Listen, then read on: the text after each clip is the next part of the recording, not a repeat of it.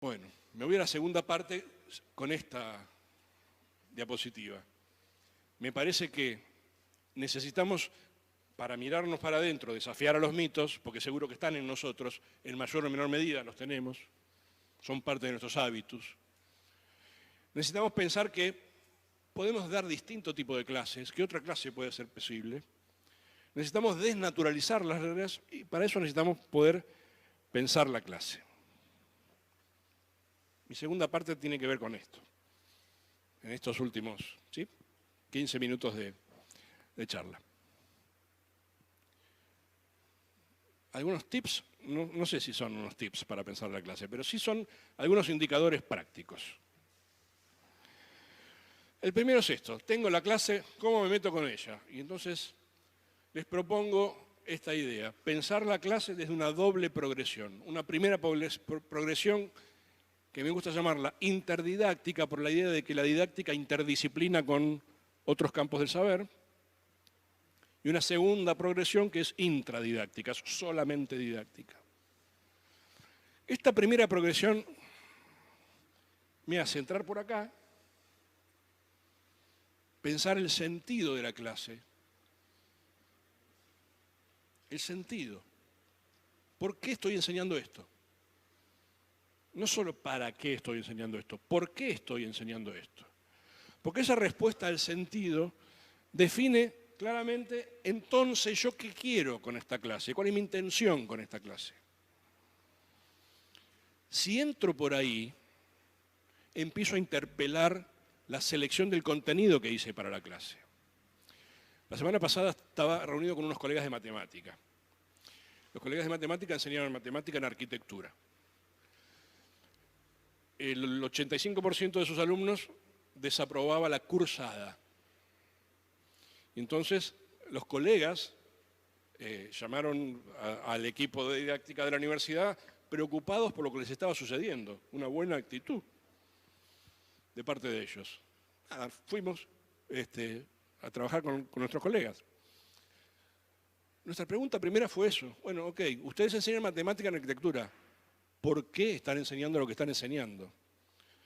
Y las respuestas empezaron a hacer. Y puede que la matemática necesita que se vean funciones variables, ¿cómo se llama? Invariantes, bueno, una de esas. ¿Ah? Y a medida que tiraban, el listado de contenidos era una veintena de temas grosos que después se abrían en otros tantos. Los tipos daban en cada clase 5 de esos temas, iban a 1000. Solamente con Silvia empezamos a trabajar sobre esto. Bueno, miren, recobremos el sentido, porque no estamos formando matemáticos, estamos enseñando a pensar matemáticamente una profesión que es la arquitectura, y entonces veamos el sentido de algunos contenidos, de enseñar algunos contenidos en esa lógica, en una matemática para arquitectos y en un pensamiento matemático en la profesión de la arquitectura. Ellos solos empezaron a decir, bueno, esto podría no estar, y esto podría no estar. Y hicieron una limpieza del programa extraordinaria. Porque estaban condicionados por el mito de la abundancia. Podemos crear otro. Mucho hay que enseñar, mucho, porque todo esto es importante, todo. Y en eso también somos bichos nosotros, ¿no? Porque siempre creemos que lo nuestro es lo mejor, lo más importante y que nada de lo nuestro puede salir. Y si no, si han participado, recuerden una discusión sobre un plan de estudios, cambio en un plan de estudios. Nos matamos ahí, ¿no? Si interpelo el sentido, entonces, empiezo a identificar qué enseño. Ya no por qué lo enseño, sino qué enseño. ¿Cuáles son las categorías, los conceptos que yo voy a poner a disposición de los alumnos en la clase para que los discutamos, para que los veamos, para que los interpelemos, para que los trabajemos, no para que los transmitamos? Porque cuando yo enseño la clase en didáctica, en mi cátedra de didáctica, el concepto, la clase, tiene adentro un montón de categorías conceptuales. Por ejemplo, esta sería una. la progresión para pensar la clase. Pero yo puedo poner el uso del tiempo, el uso de los recursos, las decisiones que toma el docente, todas esas serían ideas teóricas que yo podría enseñar en una clase que se llame la clase. Todas entran en las 2 horas de clase o en las 4. Entonces digo que el qué enseño define este segundo momento de la progresión. Finalmente, el tercer momento de esta primera progresión tiene que ver qué pretendo que los alumnos hagan con esas categorías conceptuales, qué trabajo cognitivo. Si fuera una carrera artística diría desafíos de otra naturaleza, ¿sí? Digo, por los profes que tenemos acá estoy hablando de desafíos cognitivos solamente. ¿Qué van a hacer con categorías conceptuales esos alumnos? ¿Va a desarrollar qué tipo de habilidad cognitiva para vincularse con ellos? La segunda progresión tiene que ver con definir la clase. Por eso digo que es eminentemente didáctica. Ok, si tengo decidido el por qué y tengo decidido el qué enseño y tengo decidido el qué desafío cognitivo promuevo, entonces ahora necesito definir el formato de la clase, necesito ver qué recursos necesito para la clase y necesito distribuir ese formato en un tiempo real, en que entren esas 2 horas o 4 que tiene mi clase.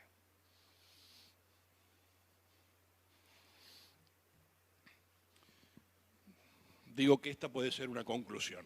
La segunda me la pasé rápido antes. Una forma de desnaturalizar nuestras rutinas y de interpelar nuestras reglas es pensar la clase. Pero pensarla, no, ¿qué voy a hacer? Pensarla desde una progresión que se mete con el sentido, que define claramente qué voy a enseñar e interpela esa decisión que tomo y qué enseño, que interpela qué quiero que hagan los alumnos con eso que enseña y que define una forma, una serie de herramientas que necesito y un tiempo.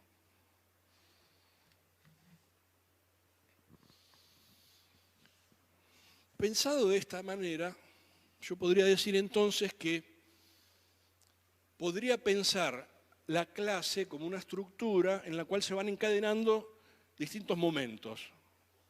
Algún autor lo llama segmentos y por eso estoy tomando la idea de segmento de allí. Entonces digo, ¿cómo le doy formato a una clase? Bueno, miren, una mínima estructura posible. No digo que toda clase deba ser así, no digo que, ojo, no es un orden, no digo que haya que seguir este orden, pero lo que digo que en una clase hay un momento que tiene que ver con el comienzo y que tiene una intencionalidad propia, un sentido propio, un momento en el cual hay trabajo con la teoría y que tiene una intencionalidad propia y un sentido propio, un momento en el cual se trabaja con la práctica profesional o con la práctica, si quieren, para diluirlo un poco, que tiene una intencionalidad propia y un sentido propio, y un momento en el cual se produce algo. Se está trabajando y se produce algo. Aunque sean ideas lo que se produzcan, pero se produce. Rompe de alguna manera con la pasividad de recibir teoría.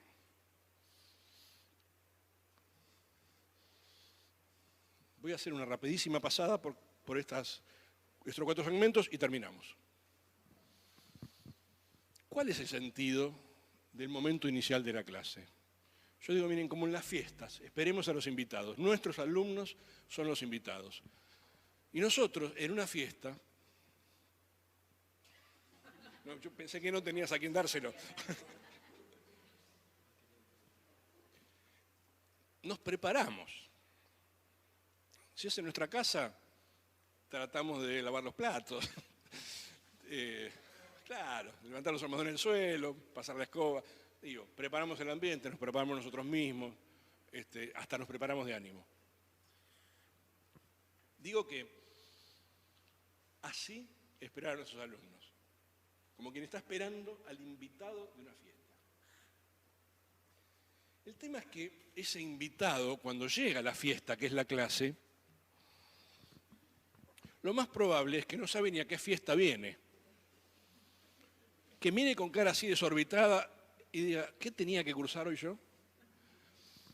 Y entonces se meta en nuestra fiesta, no solo sin saber qué fiesta es, sino qué se baila en esa fiesta. Porque nosotros que somos enfermeros, ingenieros, abogados, contadores, pedagogos, probablemente estamos todo el día pensando en nuestra fiesta, ya sea como profesionales o como docentes. Pero solo participamos de una fiesta. Pero nuestros alumnos cursan matemática, salud 1, química 4, derecho romano 5, cursan muchas cosas, o sea, van a distintas fiestas. Y en esas fiestas se bailan bailes distintos en cada una. Entonces, cuando yo llego a la clase, es como que necesito acomodarme, empezar a meter dentro de mí el espíritu de esa fiesta. Y ese tiempo necesita dárselo el docente, haciendo algo que permita que nuestros alumnos se metan en la lógica de la materia. Aunque sea algo cortito, que nos lleve 10 minutos, pero que no sea un golpetazo de decir, hola, buenas tardes, hoy vamos a hablar de... Porque el tipo está desacomodado, todavía se está poniendo los pantalones para ir a la fiesta, y nosotros ya estamos queriendo que baile. Ese primer momento inicial debiera ayudar a que nuestros alumnos activen los contenidos que se vienen trabajando para meterse en tema y continuar con la articulación temática. Porque en general nosotros pensamos eso. Clase 1, clase 2, clase 3, clase 4, clase 5, y lo pensamos con secuencia. Pero nuestros alumnos de la clase 1 o la clase 2 estuvieron en otras 4 clases. Entonces, cuando vienen a la nuestra, se están acordando de lo que vieron ayer, no la de la semana pasada nuestra. Entonces, si nosotros hemos pensado que nuestras clases tienen articulación y secuencia, tenemos que darles tiempo a que se metan en tema, activen, pongan sobre la mesa eso que tenían cargado en la mochila, que eran temas de la semana pasada, y empiecen a pensar en nuestra secuencia. ¿Cómo hago eso? Y bueno, cada cual atiende su juego acá y cada cual baila en la fiesta como le parece, pero yo les puedo contar qué hacemos nosotros en nuestra clase. En nuestra clase, hola, ¿cómo les va? Buenos días. Bueno, qué bueno que vinieron, bla, bla, bla, bla, bla. Les pedimos que se reúnan en grupos de A4, de A5, de A6, lo que depende de la cantidad que tengamos, y que en 5 minutos listen 3 ideas conceptuales de la clase pasada. ¿Saben qué hacen nuestros alumnos? Abren el cuaderno y van a mirar de qué hablamos, porque no se acordaban. A menos que los tengamos activos todo el tiempo a través de las aulas virtuales, que son buenos soportes hoy. Pero esta tontería de decir, che, dame 3 ideas de clase pasada, hace que nuestros alumnos abran el cuaderno. O le decimos, che, fulano en la clase pasada no vino. Una situación ficticia. Mandale un WhatsApp contándole de qué trató. Escribir WhatsApp. Y me lo mandás a mi celular. Y entonces hacen lo mismo, van al cuaderno y dicen, a ver, y buscan la manera de sintetizar en un texto breve de qué trató la clase. O les decimos, ok, de la clase pasada, una duda, la plantean, interpelamos la duda y seguimos. Y eso nos dura 10, 15 minutos.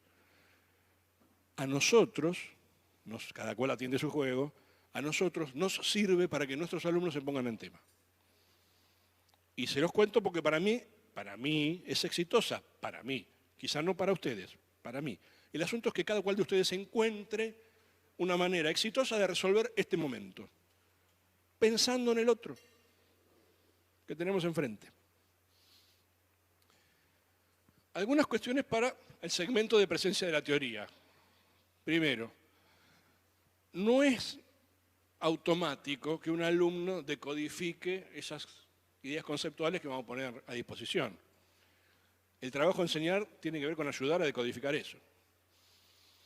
La tienen que procesar los alumnos, ¿no? Porque yo les diga, Bourdieu habla de hábitus, capital y campo, no se entiende eso. Si no ayudo a que eso se decodifique. La ayuda no siempre es una explicación. Porque a veces la explicación es un camino, pero no siempre es el mejor camino. Y entonces, cuando yo les digo, necesitamos pensar el formato didáctico de la clase, le estoy diciendo esto. ¿Qué formato le doy a ese ayudar a decodificar? ¿Cómo hago? ¿Cómo intervengo desde la enseñanza para que sea claro para el alumno lo que estoy tratando de presentar?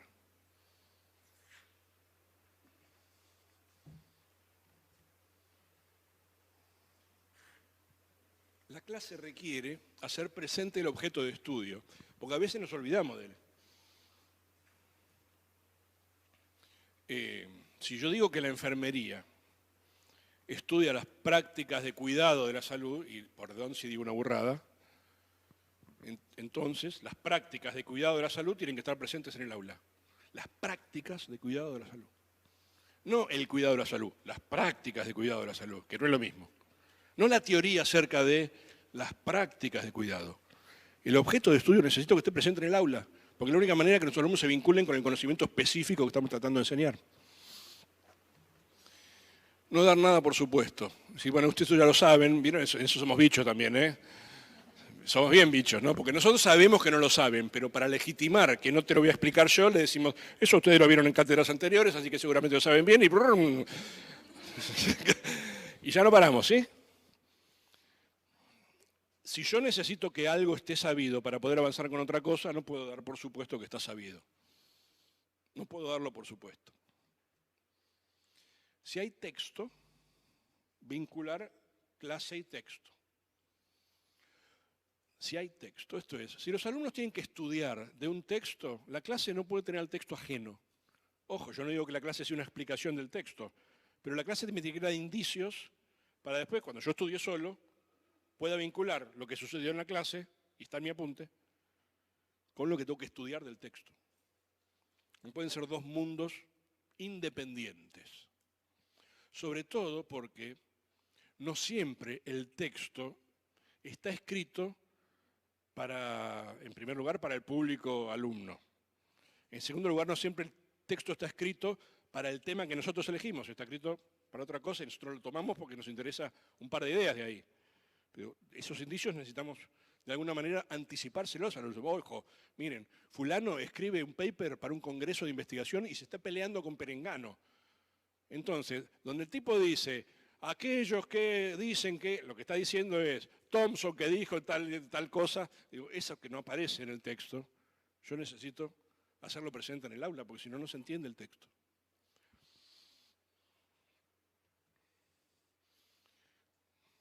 Podríamos estar toda la tarde con esto también, ¿no?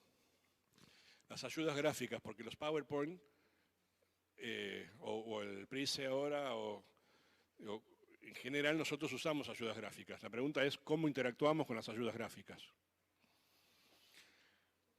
Si hay algo aburrido en la vida, es chupar un palo sentado arriba de una calabaza, como dice Serrat, en primer lugar, y en segundo lugar, una clase en donde se lee un PowerPoint. ¿No? Claro, porque el lenguaje escrito es el lenguaje escrito. Y entonces, si yo hago de la escritura el lenguaje oral, hay un problema de códigos ahí. No funciona. Las ayudas gráficas son ayudas gráficas, son refuerzos, pero no puede ser el guión de la clase.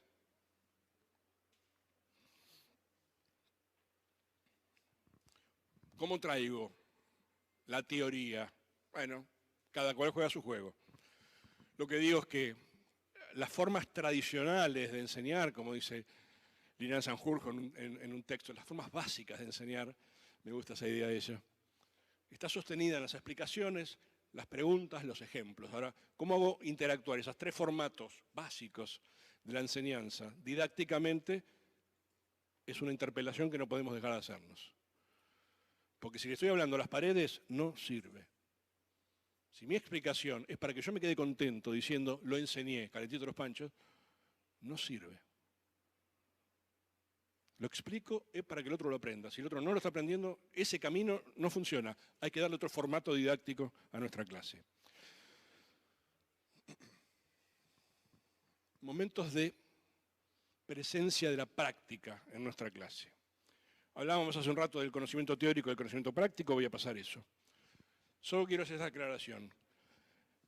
El modo de conocimiento práctico, o sea, ese saber que circula en la práctica y que es propio de la práctica, no puede reducirse a las clásicas materias prácticas. No puede reducirse a práctica de enfermería, estoy con la enfermería, ¿vieron?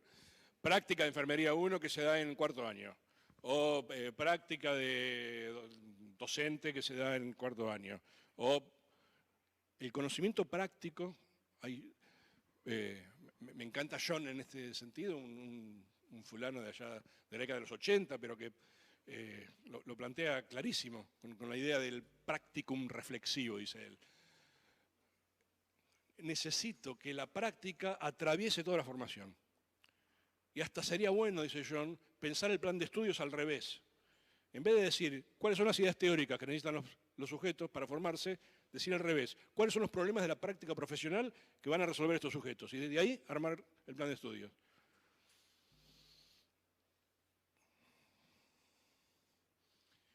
Por lo tanto, necesito dejar entrar las prácticas de desempeño profesional al aula hasta en las materias básicas. ¿Cómo las traigo? Cada cual atiende su juego. Yo les voy a contar cómo las traigo yo. Alguna vez a mis alumnos les pedí, vayan a hablar con vamos a ir con los enfermeros ya que estamos con ellos, vayan a hablar con un enfermero que conozcan, que sea cercano a ustedes, y pídanles que les escriba una biografía profesional, que nos cuente cómo empezó la carrera, a trabajar en la carrera, qué problemas se le presentaban, qué pensaba esos primeros meses de profesión. Me lo quedé, todo eso me lo quedé. Y cada vez que enseño en enfermería, saco las autobiografías y traigo la profesión al aula. Desde la voz del enfermero, facilísimo. Esto mismo hice con varias profesiones, o sea, tengo un autobiografiteca. Y que así son nuestros materiales, digamos, juntamos materiales y después tenemos para siempre algunos materiales. Bueno, el método de casos es un método hoy bastante divulgado, pero el trabajo con casos es un trabajo hermoso para traer problemas de la práctica profesional al aula. Los relatos narrativos, usamos mucho esto nosotros en nuestras clases de didáctica. Les pedimos a nuestros alumnos que nos cuenten por escrito cosas que ven en las escuelas o en los institutos donde ellos dan clase. Y esos relatos están cargados de saberes que no son de la teoría y que permiten visualizar una serie de problemas que se dan en las instituciones educativas, que se dan en la docencia, que se dan en la enseñanza y que no circulan por la teoría. Bueno, digo, cualquiera de estas cosas me trae las prácticas al aula. O sea, yo no necesito ir al campo siempre. A veces sí, pero puedo traer fácilmente las prácticas profesionales al aula en papel, en video, en audio. Ni qué decir, YouTube es hoy una fuente inagotable de este tipo de recursos. Voy terminando. Segmentos de trabajo productivo. En general acá hacemos algo en grupo, ¿no? Entonces yo lo que digo es, bueno, miren, hay que pensarlo de antemano. Hay que pensarlo de antemano porque en general no funciona esta idea de decir, ponete a leer, ponete a discutir o ponete a reflexionar, ¿no? Un trabajo en grupos, digo, es un trabajo cognitivamente rico si la tarea que le asignamos y la consigna que le damos obliga a trabajar cognitivamente de esa manera. Si no, no va a funcionar.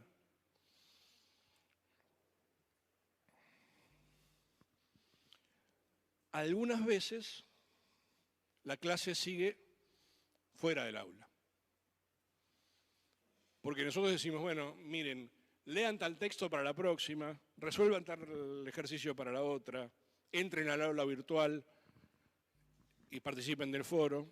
Ahí hay una serie de cuestiones que tienen que ver con orientar la lectura académica, que tienen que ver con cómo extiendo la clase a través, sobre todo, de las aulas digitales. Y digo, también necesito intervenir ahí, si hay problemas de lectura. Ahí les voy a contar qué nos resulta exitoso a nosotros. De todas esas guías de estudio usamos, clásicas guías de preguntas que orientan la comprensión de un texto, cuando el texto es complejo. Las guías de lectura son como guías, ¿cómo explicarles? Es como si yo estuviera al lado del alumno contándole qué es lo que va a leer. Y se lo cuento por escrito. No tiene que resolver nada el alumno, es una guía que orienta su lectura. Entonces yo le digo, mira, en el párrafo 1 vas a encontrar tal cosa. Ojo que en la página 2, cuando el autor va a decir tal cosa, está queriendo referirse a tal otra, que ahí no lo dice muy claramente, pero es eso. Fíjate, no te pierdas de vista el ejemplo de la página 4. Digo, eso es una guía de lectura. Es como un andador que le pongo a disposición para abordar un texto complejo. El que más resultados nos da es el de las rutas conceptuales.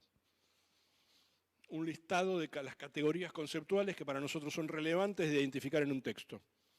Un punteo. Digo, mira, vas a leer capítulo 4 de fulano. Para nosotros, no pases por alto. Y hacemos un listado de categorías conceptuales. Facilísimo para nosotros porque lo resolvemos hacerla es fácil.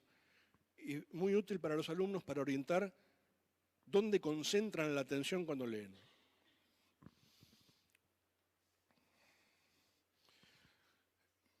Una ultimísima reflexión para cerrar en la hora que nos corresponde, de la relación entre nuestra clase y las TICs. Digo, acá hay un tema para pensar que no podemos obviar, porque estamos en un cambio generacional interesante en este sentido, que va del libro a la tecnología, ¿no? El libro, en mi infancia, en mi escuela, era la única vía del aprendizaje. En mi universidad, el libro, la fotocopia, ya por ese entonces era la única vía de aprendizaje. Entonces, si yo era un buen lector, a mí el libro me atrapaba, me abrazaba, me contenía. Estas imágenes de la derecha, les voy a contar una que vi hace 15 días. Hace 15 días voy a un bar con mi esposa a tomar un café. En la mesa así, atrás nuestro, una pareja con un bebé. Bebé pequeño. La madre levanta su remera y le da la teta al niño. El niño tenía un celular en la mano y estaba viendo unos dibujitos. El niño tomaba la teta mirando los dibujitos en el celular. Me mató. Yo quería sacar una foto, mi mujer me dijo, ¿estás loco? Porque para mí era el resumen de este problema. Ese niño que está tomando la teta, viendo dibujitos en el celular, va a ir a la escuela. Yo no quiero ser su maestro.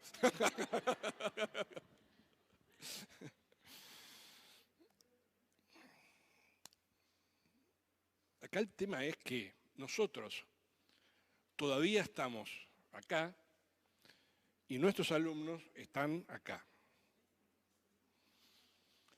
Me decía una colega la semana pasada esto. Yo estaba hablando con un alumno y el alumno estaba con el celular. Me puso tan nerviosa, me dice, que le dije, ¿pero qué estás escribiendo? Lo que usted me dice, contesta. Claro, no entraba en el imaginario de mi colega pensar que él estaba tomando nota en el celular. Esto, anteayer tuvimos clase de didáctica en San Martín. Una alumna levanta la mano y en medio de la clase, en este momento en Twitter, tal está diciendo tal cosa, me dice. Y tenía que ver ciertamente con lo que estábamos hablando nosotros. O sea, la mina estaba escuchando nuestra clase y estaba viendo los tweets. Nuestros alumnos están conectados todo el tiempo.